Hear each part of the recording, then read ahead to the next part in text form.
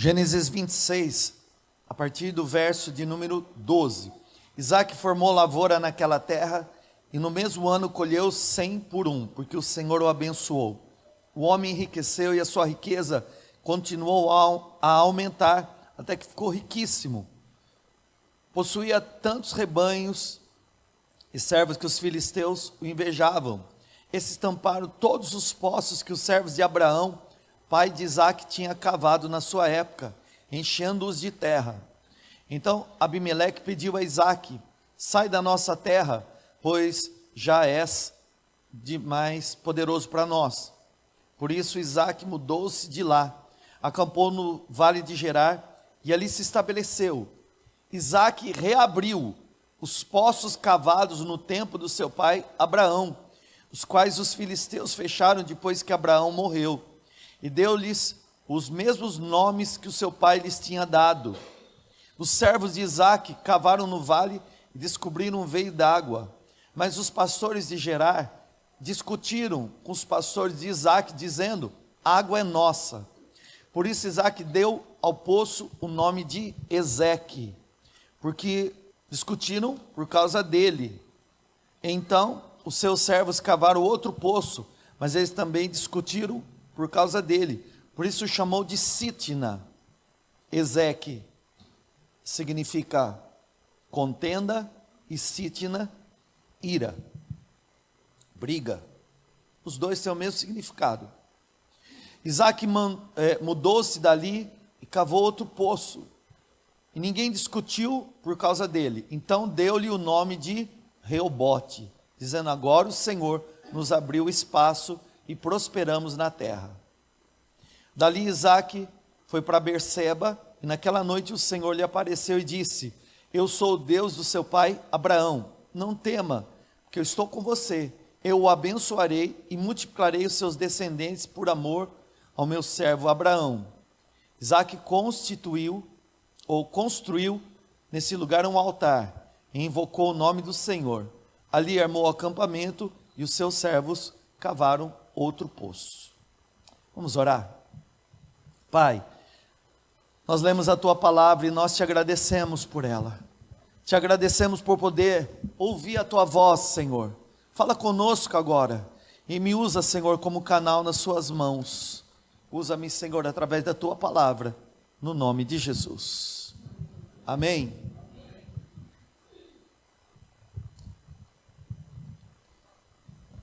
Queridos, eu tenho direcionamento da parte de Deus para ministrar essa palavra ao teu coração, porque Deus falou comigo, o Espírito Santo de Deus falou ao meu coração que é tempo de nós destamparmos poços, é tempo de nós desentulharmos os poços. Pastor, o que seria isso para a minha vida, para o meu dia a dia? Bem, vamos pensar o que é na história de Isaac esses poços. Aquele povo dependia daquelas águas para sobreviver. Tem muitos lugares hoje em dia que não tem água encanada, e se constrói poços, se cavam poços. Aliás, antigamente era normal, toda casa tinha um poço construído. Eu me lembro, lá na casa da minha avó tinha poço, eu tinha medo daquele poço.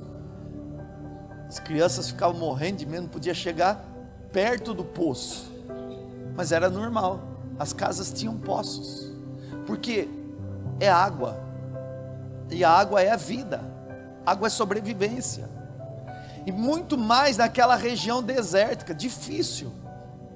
Então, se o Senhor está nos dizendo que é tempo de nós destamparmos poços, significa que coisas na nossa vida que estavam entulhadas, coisas que há um tempo na nossa vida traziam vida, alegria, esperança, sonhos, acabaram sendo entulhados. Foi isso que o Senhor, o Espírito de Deus, colocou ao meu coração, irmãos, que eu e você estamos num tempo agora profético, onde nós vamos reabrir poços que foram tampados, poços que estavam entulhados, em nome de Jesus. Coisas na sua vida que estavam paralisadas, coisas na sua vida que estavam tampadas, serão reabertos em nome de Jesus. Sonhos que há muito tempo Deus prometeu a você, e você estava esperando o cumprimento, e você achou que acabou. Não, o Senhor vai fazer reabrir, você vai voltar a sonhar, e você vai ver de novo essas águas fluindo, esse rio fluindo, e muita coisa vai voltar a acontecer na sua vida em nome de Jesus. A Bíblia diz, irmãos, porque Isaac ouviu a voz do Senhor, o Senhor foi claro para ele e disse: Isaac, fica nessa terra por um tempo, eu estarei com você, a minha presença vai estar com você, e eu vou te abençoar. E ele plantou naquela terra, e ele colheu 100 vezes mais, mas era necessário destampar os poços que o pai dele havia cavado. O pai dele, Abraão, o pai da fé, havia cavado poços, e os filisteus tamparam. Os filisteus na Bíblia, irmão, é a figura do inimigo, é a figura do inimigo.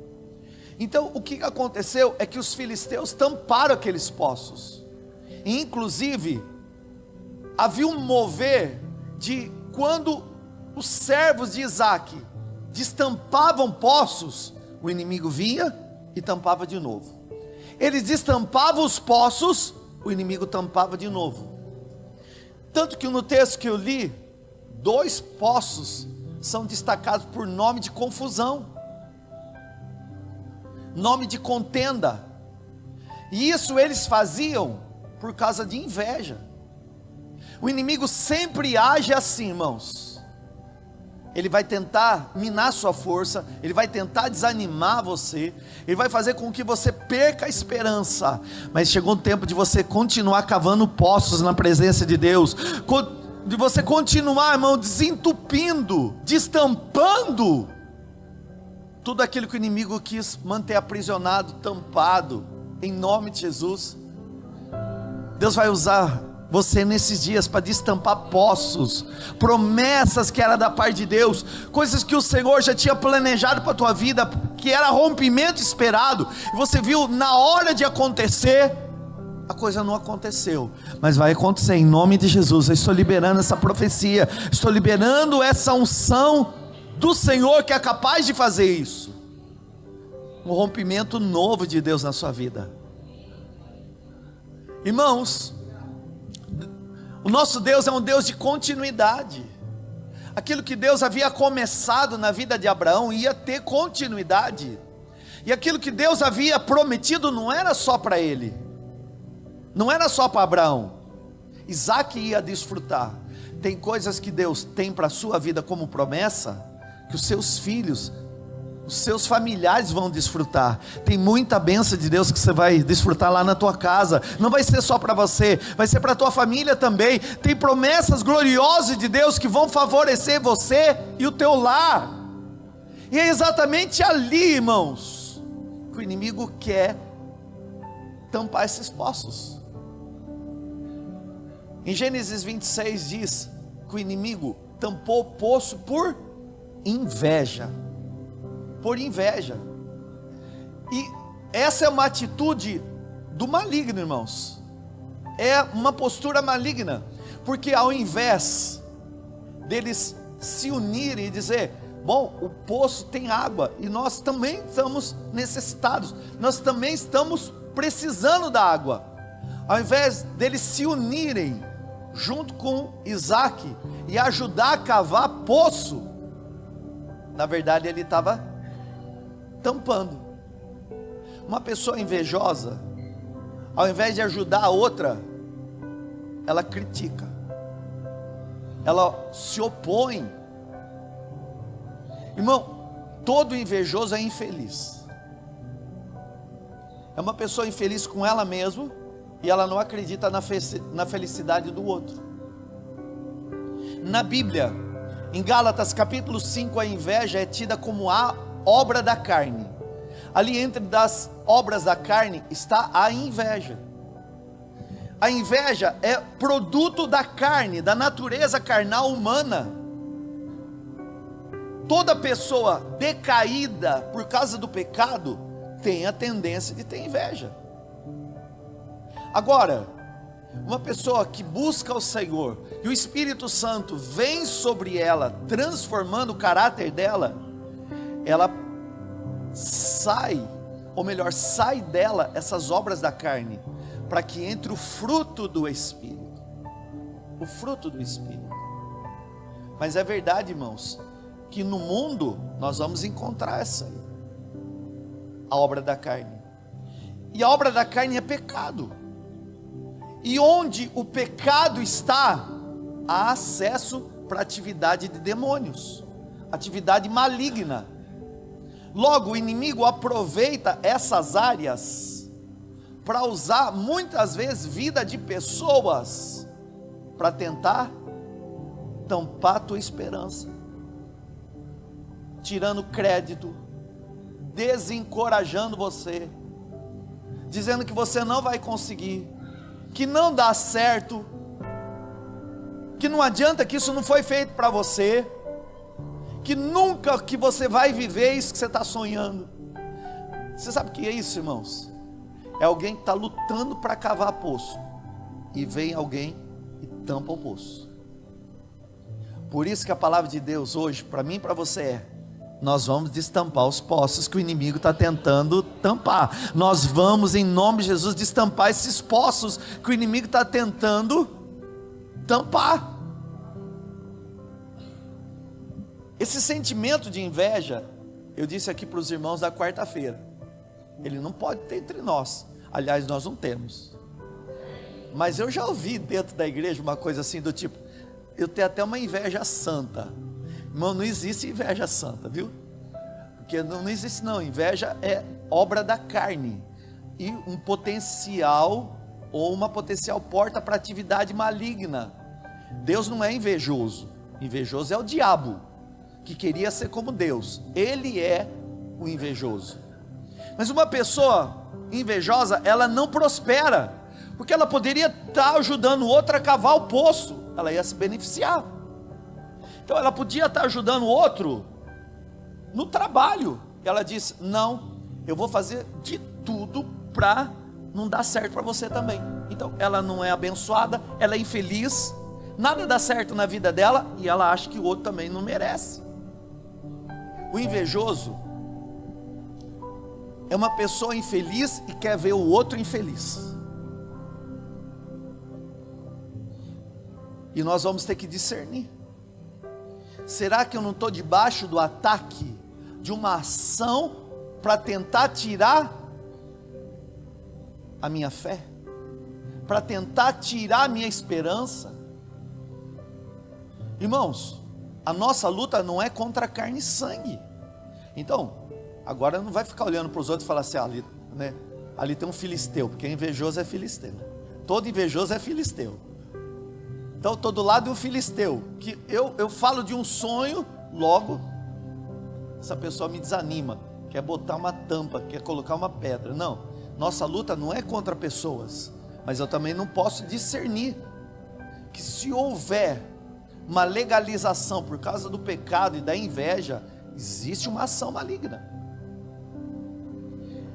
Esses dias no culto o Senhor me disse: eu não planejei, fala para a minha igreja, eu não planejei o seu fracasso.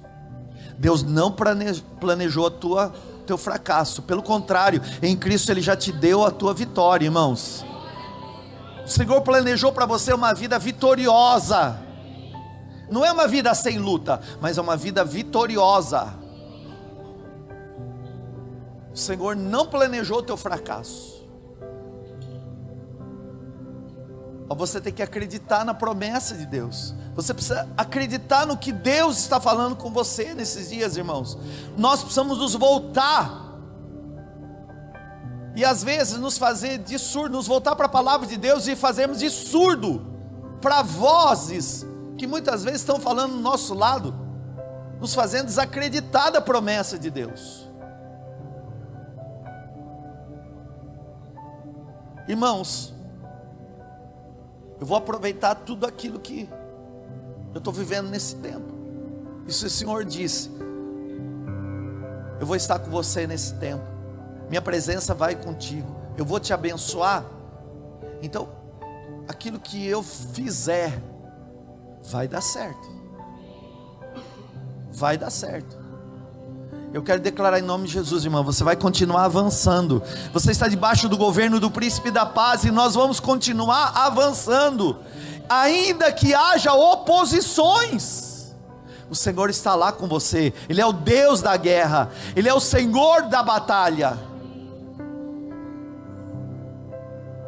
Se você fizer aquilo que está na tua cabeça, pode não dar certo, mas se você se mover por aquilo que Deus fez você acreditar, ainda que o inimigo tente tampar os seus poços, o Senhor vai te dar capacidade para destampar cada um deles. Então você vai voltar a sonhar em nome de Jesus, irmãos. Eu acredito, porque Deus não me daria um texto se você não tivesse assim, que algumas coisas que você está vivendo eram coisas que você estava esperando para romper, chegou na hora de romper, não rompeu. Coisas que você estava na expectativa, agora vai acontecer, e não aconteceu. E você diz, não aconteceu porque aquela pessoa ali, de alguma forma, não contribuiu, ou atrapalhou. Aí a nossa luta não é contra a pessoa, nossa luta não é contra a carne e sangue, porque nós não temos que lutar com as armas naturais. Pastor, me dá vontade de ir lá, né, falar umas verdades, então não fala. Dá vontade de ir lá pegar pelo pescoço, então não pega. Dá vontade de ir lá, de sentar e... não. Deixa o Senhor defender a tua causa, irmãos. Deixa o Senhor defender a tua causa.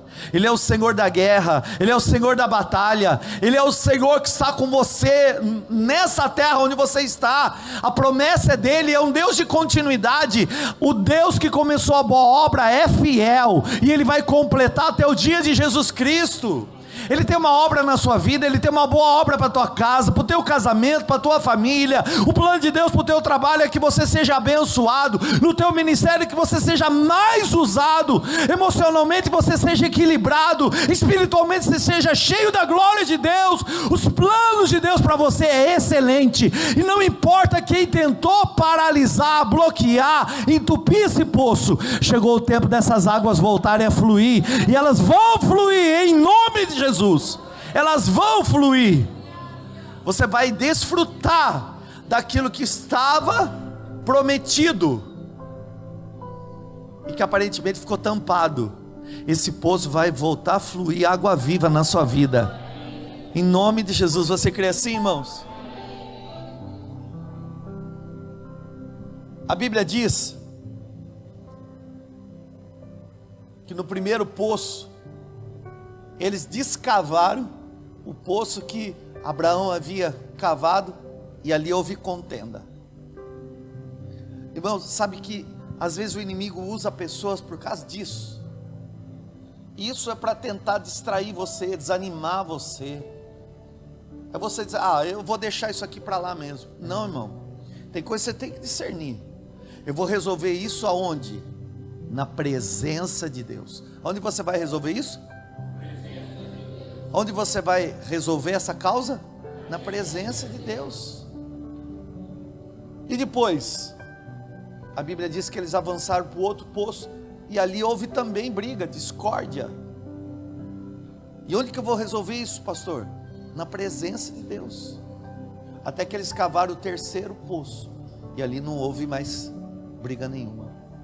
Chegou o tempo, irmão, de destampar os poços que o inimigo tentou tampar na sua vida. Aquilo que o inimigo disse, você não vai conseguir, você não vai desfrutar do que Deus prometeu. Não, chegou o tempo de você destampar, chegou o tempo dessas águas fluir, chegou o tempo de você experimentar aquilo que era para você uma promessa.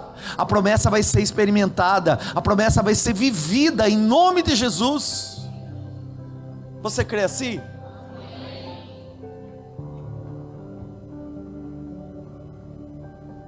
Esse poço vai voltar a fluir. Eu não sei qual é a área da sua vida que você diz, estava pronto para dar certo, mas não aconteceu. É exatamente aí que vai voltar a fluir. Olha para o irmão pertinho de você e diga: eu profetizo, na sua vida, você vai ver esse poço voltar a fluir. E você vai experimentar o que é beber dessas águas, dessa fonte, junto com a presença de Deus. Eu creio, irmão, chegou o tempo de você experimentar o melhor da parte de Deus. Chegou o tempo de rompimentos. Você está num tempo de restauração, num tempo de restituição, no tempo de rompimentos da parte de Deus. Tem muita coisa que vai romper, era para esse tempo. Você vai se surpreender, irmãos.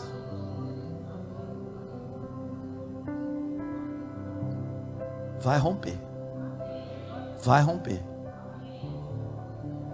Pastor, mas ficou na mão de uma pessoa. Hoje sobe para a mão do teu Deus. Ficou na decisão de uma pessoa. Hoje é Deus que decide por você. Mas disseram não. O Senhor está contrariando o teu inimigo.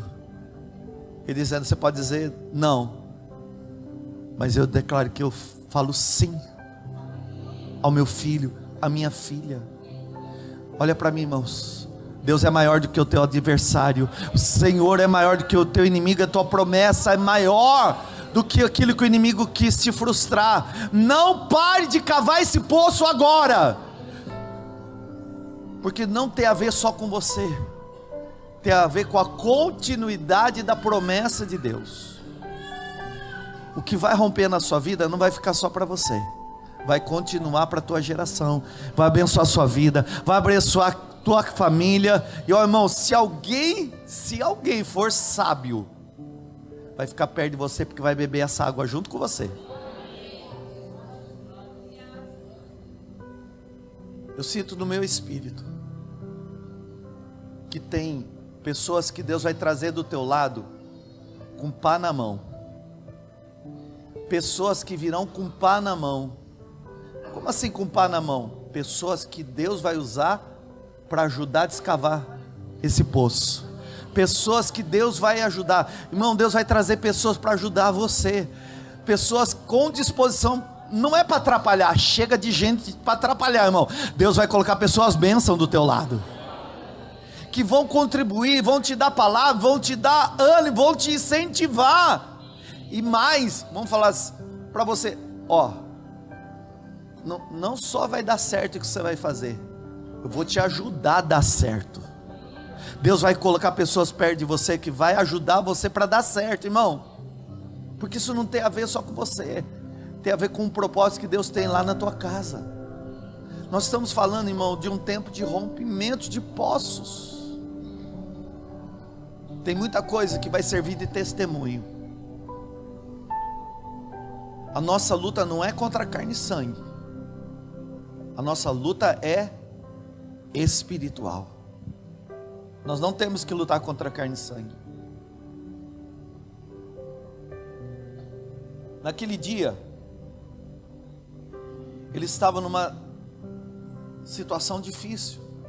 A terra estava seca. Eles dependiam dos poços.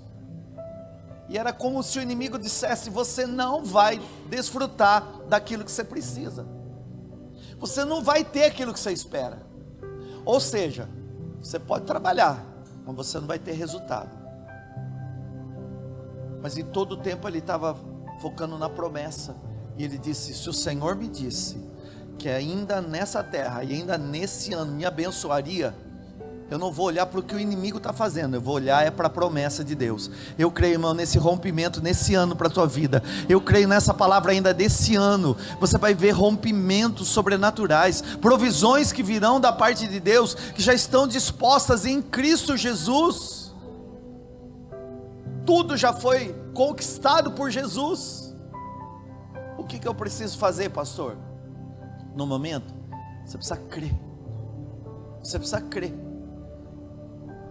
Volte a sonhar, volte a acreditar. Irmãos, eu quero falar um pouquinho com os casais aqui. Vocês não vão crescer enquanto não houver unidade no propósito de vocês. Vocês são diferentes, mas o propósito tem que ser o mesmo. Vocês só vão crescer quando o propósito for igual. É hora da esposa apoiar o esposo. Bem, eu estou com uma ideia, eu estou com um plano. Ah, para, você já fez tantas vezes isso, nunca deu certo. Então, não entulhe o poço, minha irmã.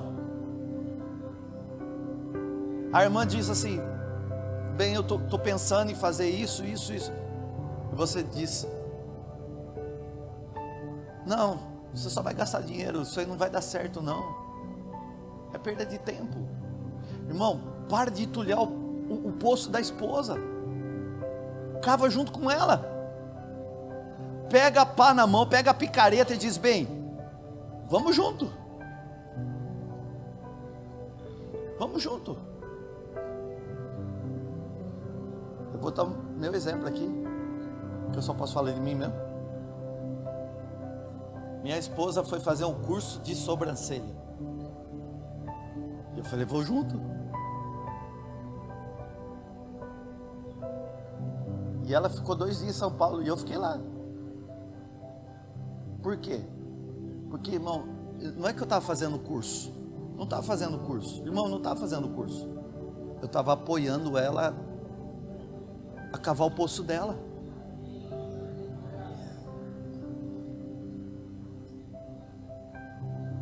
Pai, você tem que apoiar os seus filhos. E não dizer: ó, você não vai ser aquilo que você está pensando. Se o pai e a mamãe não conseguem acreditar na criança, como que ela vai acreditar nela mesma? O mundo já vai tampar os poços dela. Ela fica ali o tempo inteiro dizendo, ouvindo na cabecinha dela: você não vai ser ninguém, você nasceu nessa família, você não tem um sobrenome, você não tem uma escola. Ela fica escutando isso. Se o pai e a mãe não incentivam e não colocam nela a promessa da parte de Deus: filho, vamos lá, vamos cavar esse poço junto. Não deu certo hoje, vai dar certo amanhã. Mas vamos lá na presença de Deus buscar essa promessa. O mundo vai fazer de tudo para desacreditar nos seus filhos.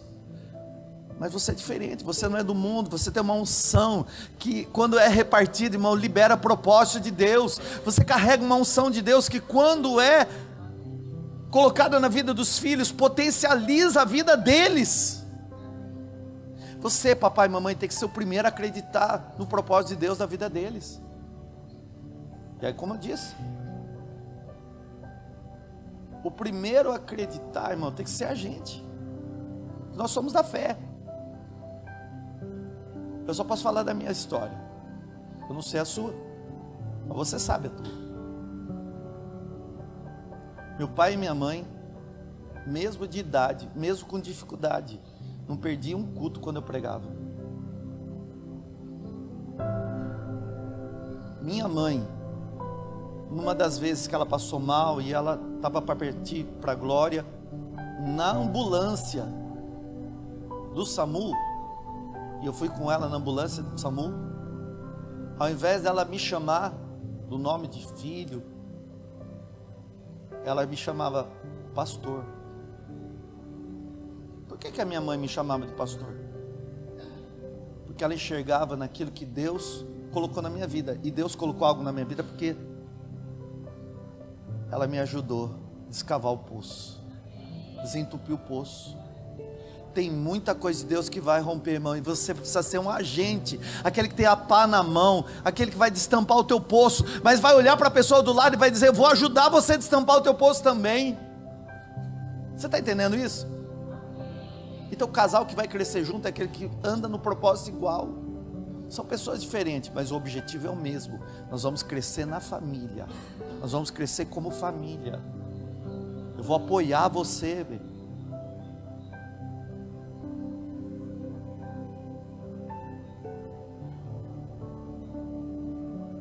Semana passada,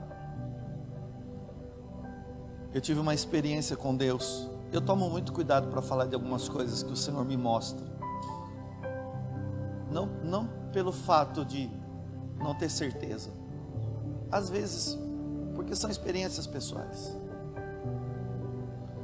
Eu acordei e eu tive uma visão em espírito. E aí, irmãos, nós entramos no campo das experiências pessoais, tá? Nós entramos no campo da experiência pessoal. E aí eu não quero obrigar você a acreditar. Eu quero falar daquilo que eu tive de uma experiência pessoal. E aí, dentro dessa realidade, você acredita se quiser. E se falar assim, eu acho que não é isso, também não tem problema. O que eu preguei até aqui, não tem como você dizer que não é o que Deus falou. Aqui, na experiência pessoal, você pode até pedir ao Senhor que testifique no teu coração.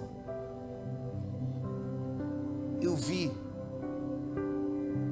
alguns demônios em cima de casas, e eles eram na forma de cachorro, e eram grandes e estranhos, uma forma estranha. E quando eu acordei, eu disse: Senhor, o que é isso? Eu entendi um ataque. E o Senhor me disse: são chacais, são demônios chacais. Eu disse: Senhor, me explica melhor o que é isso. E logo que eu falei para a pastora, eu disse: olha, eu tive um sonho assim, uma visão, nem era sonho, mas era uma visão. Eu vi um demônio na forma de um cachorro, de um lobo, e eram chacais.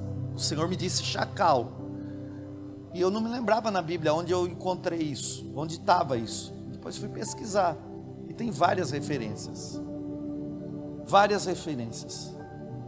Irmãos, o Senhor foi claro em me dizer: esses chacais são animais que no mundo natural se alimentam de carniça, corpos de animais em decomposição. Aves se alimentam também de frutas, mas também de ovelhas. E é aqui que eu fiquei preocupado. E é aqui que eu disse: eu entro em oração espiritual, em batalha espiritual com a igreja, a partir da revelação que Deus me deu. E aqui, irmãos, na figura bíblica, esses chacais, eles representam espíritos de destruição, espíritos de caos, de desolação. E o que eu achei mais interessante naquilo que Deus me mostrou aqui, foi o que Deus me falou: que se o inimigo não consegue tocar em você, ele vai tentar tocar naquilo que você possui, nos seus bens. Por isso que eu vi ele em cima da casa. O inimigo não toca em você, porque ele vê a marca do sangue de Jesus sobre a tua vida. Mas se ele não toca em você, nesse tempo mover é tentar roubar o que você tem.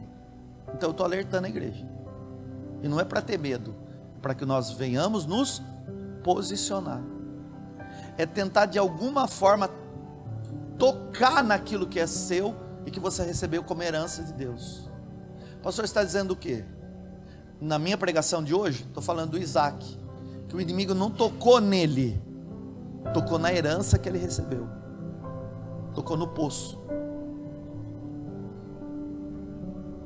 Então o que o Senhor me disse foi isso: se o inimigo não toca em você, ele quer tocar naquilo que você tem.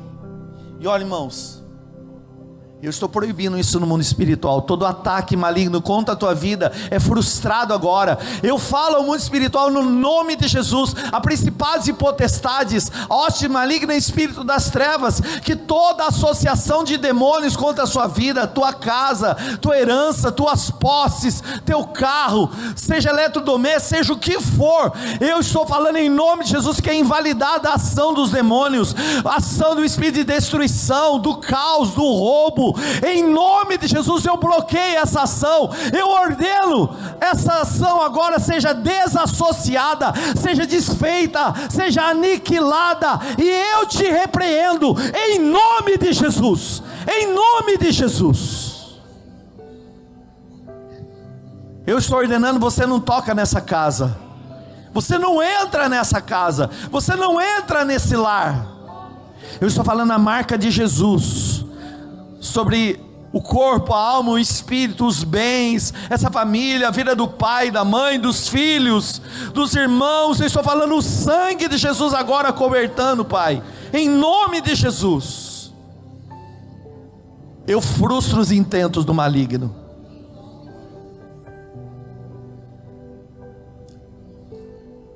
Diga comigo, em nome de Jesus. Eu estou declarando que aquilo que o Senhor me deu não vai ser roubado. É herança do Senhor. O inimigo não toca. Pelo caminho que veio, eu dou ordem agora. Por 7 caminhos vai retroceder e não vai voltar mais. Em nome de Jesus. Amém. Olha o que eu vou te dizer. Eu disse: Senhor, me mostra na palavra qual é a ligação da mensagem que o Senhor está me dando com a visão que o Senhor me fez ter. E o Senhor me levou em Isaías, no capítulo de número 35, no verso 7, diz assim: a areia abrasadora se tornará um lago, a terra seca, fontes borbulhantes. Nos antros, onde outrora havia chacais, crescerão a relva, o junco e o papiro. Você sabe que essa promessa de Isaías 35 é uma promessa de restauração. Isaías 35 fala de uma promessa de restauração. Chacais habitam lugares desérticos, e Deus me deu essa palavra. Nos lugares onde havia chacais haverá fontes. É Deus destampando as fontes, irmão. É Deus destampando as fontes. Você está entendendo a pregação profética? A mensagem profética? É Deus destampando as fontes. Eu disse: Senhor, é isso. Então é isso mesmo. Esse é o tempo de destampar as fontes, de destampar os poços, Senhor. Esse é o tempo. E aqui eu fiquei maravilhado, irmão, porque o Senhor foi específico para dizer aqui, ó: aonde havia chacais, vai crescer relva, junco e papiro. Pastor, por que vai crescer esses matos aí? Porque, eu não sei se você sabe, relva, junco e papiro não cresce em deserto, não cresce em terra seca, só cresce em terra restaurada.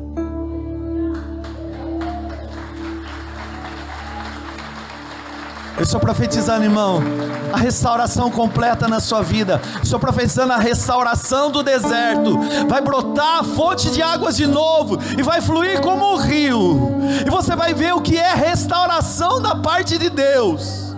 O teu deserto vai se tornar um manancial de águas vivas.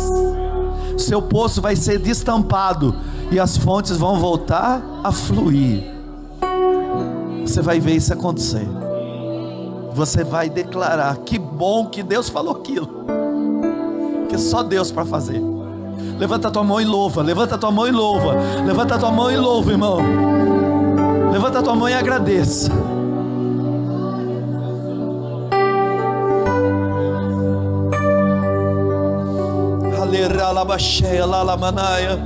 Esse poço vai voltar a fluir. O deserto vai voltar a se tornar uma terra habitável. Os seus sonhos, as promessas, as profecias, elas não foram esquecidas.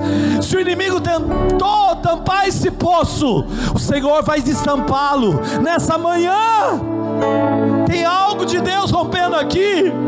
Fontes no meio do deserto, onde havia habitação do inimigo. Agora, irmão, a terra vai produzir frutos.